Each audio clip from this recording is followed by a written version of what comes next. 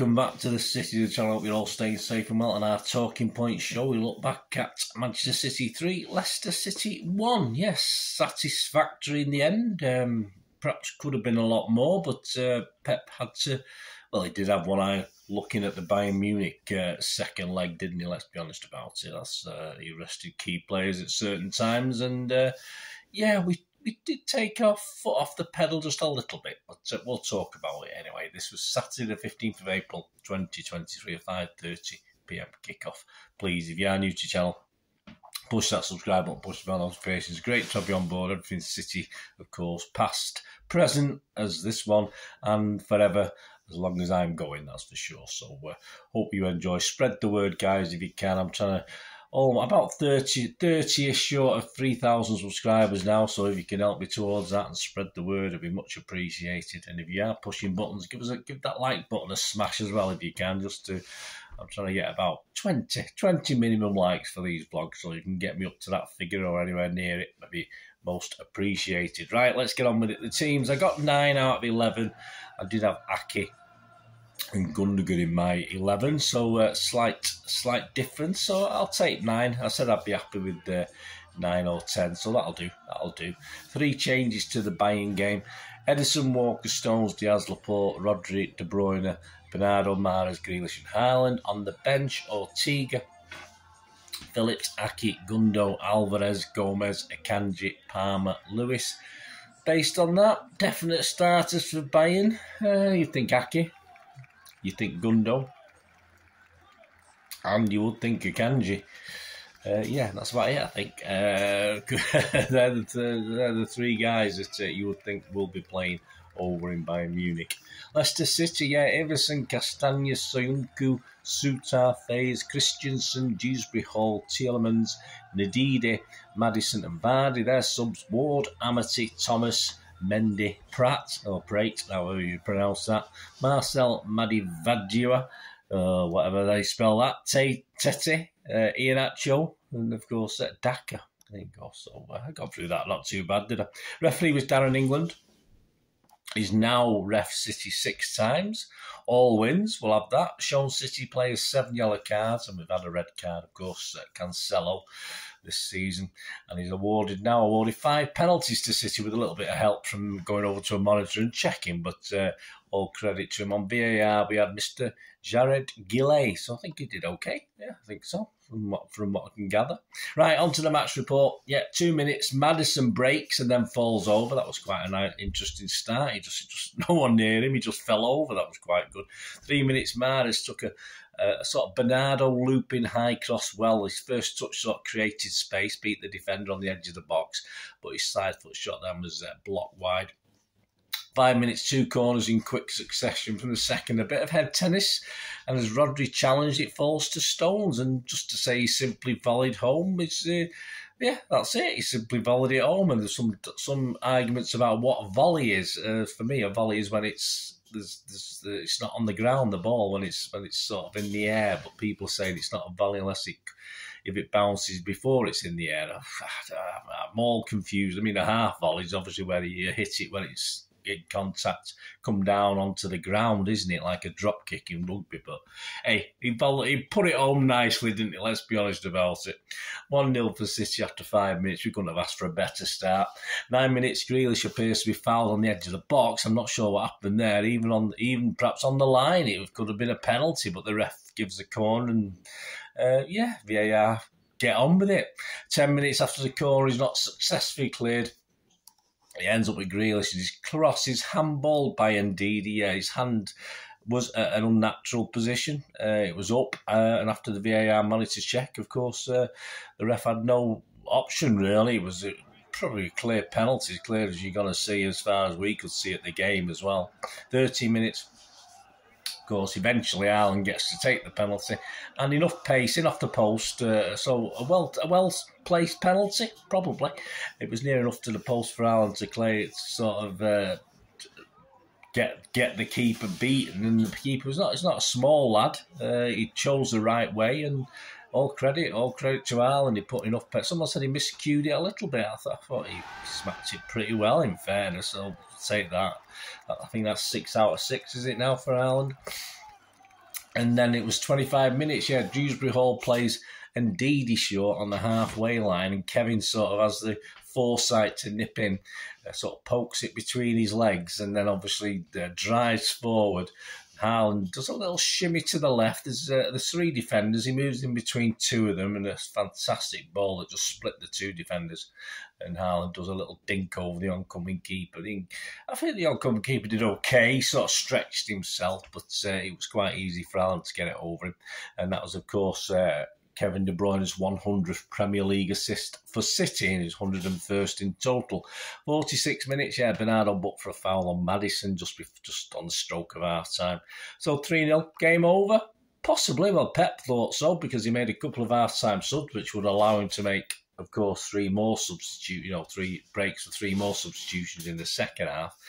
And it was a like-for-like. It was Alvarez and Akanji on for Haaland and Stones. So in theory, shouldn't particularly disrupt the flow of the game. A bit like for like. Of course, you've got to compare Alvarez with Haaland. But yeah, what else would you do? So it shouldn't have affected things too much, but it certainly did, as we seemed to take our foot off the accelerator.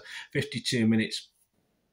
Even worse was to follow, of course. We had to take Rodri off, give him a bit of a rest, and Phillips on. Again, it's like for like, but at this current point in time, Rodri's sort of irreplaceable, isn't he, in that sort of position? To certainly Phillips isn't up to scratch. And is it Phillips' fault? Probably not, because he's not been getting the time. 56 minutes, a Grealish volley was well over from one of those Mahrez corners that floats right to the back of the box. I think Mahrez had a similar one, didn't he? Similar one to that as well. 60 minutes, Mahrez tries his luck from distance, but a good save from the keeper. And put it out for a corner. I think if it had been a little bit further in the top corner, he might have struggled a bit, but it looked good. It looked good. It was a nice pose for the keeper. Anyway, 61 minutes. This is probably like for like, but probably not. Palmer for KDB. 71 minutes. A great chance for Leicester, but Pratt, however you want it, probably Pratt, hits a soft shot at Edison. He just comfortably picks it up, basically. 73 minutes. Gomez came on for Grealish. Again, not particularly like for like, and I was a bit confused as to where Gomez was supposed to be playing, in fairness. 75 minutes from Leicester's first corner. Yeah, our guys can't do much about it. Their big lummox, Suter, gets up really well, and Phillips just gets it. It looks as though Edison can deal with it, but obviously Phillips just gets in Edison's way, and between them, the ball just then falls literally on a plate to Iheanacho, who's a couple of yards out, and he has a simple tap in, and it's 3-1. And yeah, Leicester have got new hope. And 79 minutes, Iheanacho was having to go from everywhere. If he wasn't being caught offside, he was having a shot, and he fizzed one well over the bar on 79 minutes. 85 minutes, very close to being a 3-2 and a very jittery ending to the game. Diaz, total pass, a really bad pass, a cock-up basically. And Maddison easily intercepts, breaks. And of course, with people coming into the box, he perhaps was a little bit unsure whether to shoot or pass, but Edison got looking at it, his angle's perfectly correct. He was showing enough of the goal on both sides. He was just right to spread himself, and he made a decent block with his foot. And that was really Leicester's last sort of chance to get in it, because once it went into injury time, 90 plus 3 minutes was the time given. They wouldn't have had much chance even if they grabbed a second or nicked a second, shall we say. But on 91 minutes, they did have an opportunity to still get a second back when a long kick, and Diaz sort of misses it in the air or gets beat in the air. Leicester move it on, and Maddison finds Iheanacho excellently. And it looks all the way in for me. We were behind it. We were behind the shot. It looks like it was going to go in the net, and it smacked the post. Unfortunately, fell nicely for our for our defenders to get it out. So I have start with a bit of a cold again, guys. Sorry about that. So the match starts. That was it. 3-1. A bit uncomfortable at the end after being really on top in that first half. Shots, 12 for City, 4 on target, 11 for Leicester, 4 on target. So I'm sure Match of the Day showed all theirs and only half of ours. Possession, 71%. Passes, 754 for us, 317. Pass accuracy, 92% for City, which it sort of tells you a little about Leicester City at the moment, doesn't it? 80% for Leicester.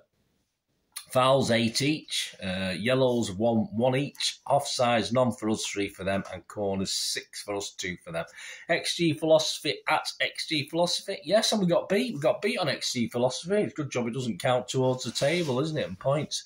Yeah, 2.09 XG philosophy for City and 2.27 for Leicester City. That's not too bad, is it? Well, for them, but hey, you don't win any. You got to get the old ball in the onion bag, haven't you? That's what we've got to do, whether it's XG or you win on XG or not. Our overall league record at home against them, which has been very, very good, improves. Played 53, won 34, drawn 10, lost 9, scored 130 and let 67 in. Yes, to sum up, Leicester, well, they will dwell on the good bits. In the second half, they actually won 1-0. And we were arguably, when it came down to it, towards the end, as we didn't quite gain that sort of control we had in the first half, arguably the better team in the second half. So they can probably take something from that. The problem is we didn't quite look at it today. We were clinical where we had to be, but we were 3-0 up in less than 30 minutes. And that just showed really Leicester's failings just as much as anything City did. I think of the next 3 or 4 games against teams around them in the relegation zone. So they've got some classic 6-pointers coming up, and they've got 7. They played 31 now, so they've got 7 games to save their Premier League status. It'd be no mean feat for Dean Smith to do this. And it's not a lot of games, is it? Say, lose another couple on the trot, and yeah, it's going to look a bit dodgy. The only plus point for them is there wasn't too much damage done on Saturday. I'm recording this before the Sunday game, so I'm not too sure how they've gone on. But so they're still within striking distance if Dean Smith can get his act together and sort them out. But I would say at the moment it's 60-40 in favour of them getting relegated. But they've got some good players, and say people like Ian Acho, who is one of those he can score goals when he can do all an early man for goals. Where he'll produce something quite unique, but it might hit a post or just go wide or something like that. But I think they've got players to do it. I think of the teams around them, they've certainly got the experience in that team and the players to do it. But as I say, I still favour the fact they might get relegated, but we'll see, of course. City, yes, we did kill the game in the first 30 minutes at the 45. If you remember last season, we were 4-0 up against Leicester at half-time, and they pulled it back to 4-3, and then obviously we did go on to win 6-3. But so you can never underestimate Leicester. A lot of those players yesterday played last year against City. They probably took a bit of hope from that and probably remembered what happened last year as well. And it was never really a 6-3 game last season. And this one really should have been a slot, not a hammering, but it wasn't. And quite as it is, Pep has to make decisions. He has to rest players. We've got some big games coming up. This game was probably run. It does show there is a little bit of vulnerability to City. If we do get 2 or 3 injuries, moving key players in. Rodri, for instance, would be a big miss. Although we may do something like with the Stones Gundogan pivot or something like that. You never know. You know what Pep's got to do. But Rodri, fortunately, big lad seems to be quite injury free. But let's fingers crossed when I say that. You just don't know. But it is key to what we do.